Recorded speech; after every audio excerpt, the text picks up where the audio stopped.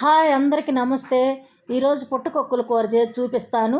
ముందుగా నీళ్ళల్లో ఒక అరగంట సేపు నానబెట్టుకోవాలి.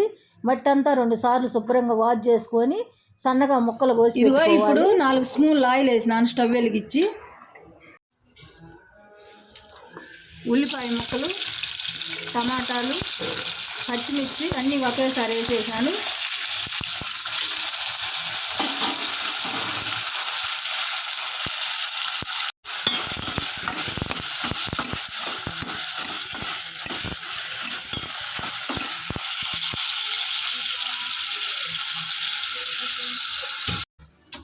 ఇప్పుడు జీలకర్ర, కొంచెం కరివేపాకు, కొంచెం మినపప్పు వేసాను.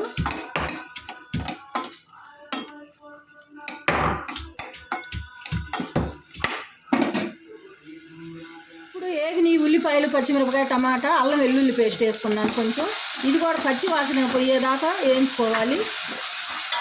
ఇప్పుడు రుచికి సరిపడా సాల్ట్ వేసుకోవాలి.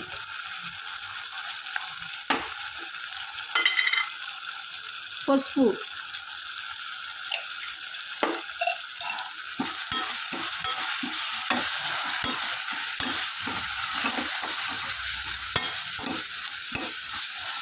కొన్నిసార్లు వాటర్లో శుభ్రంగా కడుక్కున్నవి పుట్టకొక్కులు వేసేసుకోవాలన్నమాట. ఎందుకంటే మట్టి అవి ఉంటాయి అన్నమాట. అందుకని నేను వాటర్లో 2 సార్లు అరగంట నానబెట్టి శుభ్రంగా కడిగినాను అన్నమాట.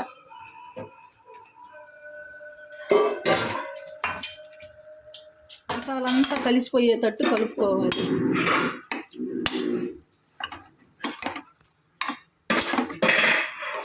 ఇప్పుడు మూత పెట్టుకొని ఒక 10 నిమిషాలు మగ్గనియాలి. మొత్తం ఇదంతా పేస్ట్ అంతా, అల్లం వెల్లుల్లి పేస్టు, మసాలా అంతా కలిసిపోవాలన్నమాట పుట్టకొక్కులకి. ఇప్పుడు ఒక 10 నిమిషాలు మూత పెట్టుకొని మగ్గనియాలి.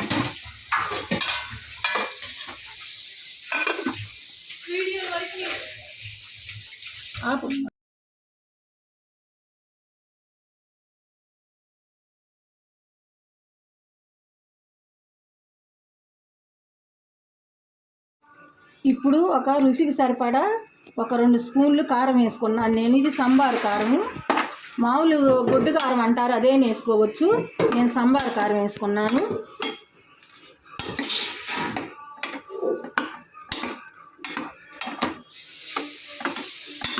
కారం అంతా ఇప్పుడు ముక్కలకు పెట్టినాక ఒక 5 నిమిషాలు ఆగినాక పుట్టకొక్కుల కూర దగ్గరలో పడింది. ఇందులో వాటర్ వేయాల్సిన అవసరం లేదు, ఎందుకంటే మనకు పుట్టకొక్కుల్లోనే నీళ్ళు వస్తాయి అన్నమాట. అందుకని మనం ఏమి వాటర్ వేయాల్సిన అవసరం లేదు. ఇప్పుడు దగ్గరలో పడింది. ఇప్పుడు కొంచెం ఇందులో ధనియాల పౌడర్ వేసుకోవాలి.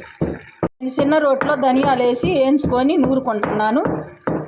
ఇప్పుడు పుట్టకొక్కుల కూర ఉడికిపోయింది. ఇందులో ధనియాల పౌడర్ వేసుకొని